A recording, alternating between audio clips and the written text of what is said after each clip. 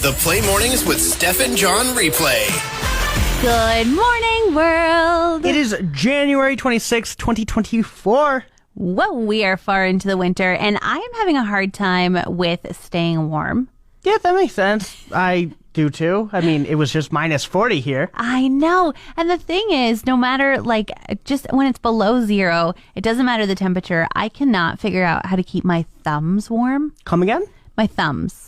So I wear mittens all the time, and the rest of my fingers are together. They're having a party in the middle of the mitt. Okay. But then my thumbs have to be separate, and no matter how thick of mittens I buy or how great the warm rating is, my thumbs are just so cold. Have you ever found a fix for it, but it just doesn't work anymore, or they're just cold? They're just cold, and I feel like maybe this winter I've noticed them extra cold. Okay. But I have to actually take my thumbs out of the thumb spot and put them in with the rest of my hand and make fists. And the problem is you can't do anything. Mittens are already a hindrance because you only have a thumb out. And then when you have to have your thumb with the rest of your hand, well, you may as well not have hands. Yeah, because I was going to suggest, it's happened to me once or twice. I'm not too aware of my thumbs ever being cold. But when they do get chilly, I put them under my fingers and I just hold them in a ball. I get what you're saying, but it's also, that's such a gripe. Okay. Thumbs. I think it's a valid gripe. When you're driving and you need your thumbs, you have to just endure the pain of coldness. And I even asked my husband, hey, what do you do for your thumbs? How do you keep them warm? And he said, I've never really noticed that my thumbs are cold. And then yesterday he complained to me that I mentioned the cold thumb thing. And now he's very aware of how cold his thumbs are. That's the equivalent of me saying, hey, are you aware how much you're breathing right now? Okay, stop that. I don't want to think about that, too. Exactly. Good news for WWE fans that have a Netflix subscription. Netflix has just announced a $5 billion with a B dollar deal with the WWE. Wow, $5 billion for wrestling. Yeah. Wrestling? Yeah. Is that still a thing? Steph, it's bigger than you can imagine. It is Really? huge. Just recently, John Cena returned for a little bit. Logan Paul, the YouTuber, he is a part of wrestling. It is bigger than it has ever been. Okay, I don't want to burst anybody's bubble, but isn't wrestling fake? Yeah, a little bit. But it's do they make a plan beforehand to say, okay, I'm going to hit you with this chair, then you're going to hit me off the elastic things, and then I'm going to be the winner? Is that how it happens? That is absolutely how it happens. Okay. Yeah, you are 100% on par with that. But it's still entertaining. People still like it. Yeah, people like it. It's not my thing. It's $5 billion worth of liking it. Yeah, no, that's a good way to put it. Okay, so you said it's not your thing, and you actually don't have Netflix. I don't, but I would get it if they were to get the rights to MLB, because right now I pay $90 a year to just watch the Dodgers. So just one team? Yeah, so if they just managed to get all of MLB to Netflix, I would buy it in a heartbeat. I would pay the $90 a year for that. It sounds like, though, it's like TSN. Doesn't TSN have all of the sports rights? To specific games, because some games, it's really annoying. Some games now, to give other companies more money, are now specific. Every so often, one MLB game is on Apple TV, and basketball games are on different networks and everything. So if they just put it all into one, like WWE is doing, that would be perfect. I would buy a Netflix subscription. Okay, interesting. I mean, I have Netflix, but I long every day to log in there and see that they brought back Nashville. That's all I want. Forget wrestling. I bet you it wouldn't cost them $5 billion. Nashville would make me happy. Cry Me a Cockroach is back. The San Antonio Zoo does this fundraiser every year since 2020 where they sell cockroaches, rats, or vegetables Yummy. for a donation. And you can choose to name the item of your choice. Maybe somebody you don't like, maybe your ex. Sign me up. Somebody who's wronged you. Sign me up. And then they feed it to their animals. Yeah, they do. And then you just kind of get a digital downloadable Valentine's Day card showing your support for the fundraiser. I'm not sure you get a video or anything to see your scorned person. Oh, but you should, right? You should. Yeah. I don't really like... I just don't want to watch an animal eat another animal. It's really not my thing. You would not name, like, a rat Bethany or whatever and, like, see it be eaten by a snake? Bethany? I Of don't all know. the people? I don't have any Bethanies in my life that I don't like. But no, I wouldn't, because I would just make me sad. You know, people like those YouTube videos go absolutely viral of a gazelle being eaten by a crocodile. Yeah. Or, you know, an eagle fighting with a snake and which one's going to... I hate them. I can't handle it. Really? It's Yes. just Mother Nature taking its course. I would do this in a heartbeat. Yeah? What are you going to name it? You almost got me. Impressions are fun to do and overuse, so I think it's time we do what I like to call the easiest impressions of all time without any warm-up, and you're doing them mainly for my enjoyment, but I'll rank them out of 10. I'm not doing them at all. You're going to rank them out of 10, my impressions? Yeah, without me doing them, period. Aren't you blessed? Okay. Right? All right, Steph, are you ready? I hope so. Rapid fire. Kermit the Frog. Kermit the Frog here. I like to look out the window and drink my Lipton tea.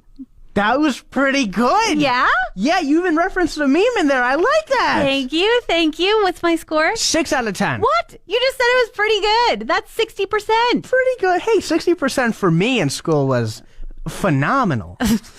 Okay. A dog. Woof, woof, woof. There was no heart or soul into that. You ever heard a dog? That was whining. That was like, let me inside. You get a 2. 2 for dog. Marge Simpson. Bart. I don't know. Marge is graggly. Her voice is scratchy. Oh. Homie. I wish you would bring me a donut. I don't know. This is so good. I've never seen The Simpsons. I'm so glad I brought this up. A pig. Oh, what? You are so mean to me. Oink, oink, oink, oink. There is no heart. Squealing pig. 1. They squeal. Yeah, but they don't say squeal. That's the onomatopoeia of it. That sounds like Okay. it sounds like a squeal when you squeal. Miss Piggy. Oh. Oh, I love you, Kermit. What? Was that good? Was a 10. Was that the best? That was a 10. Let's end on that. Let's end on the high note. Woo!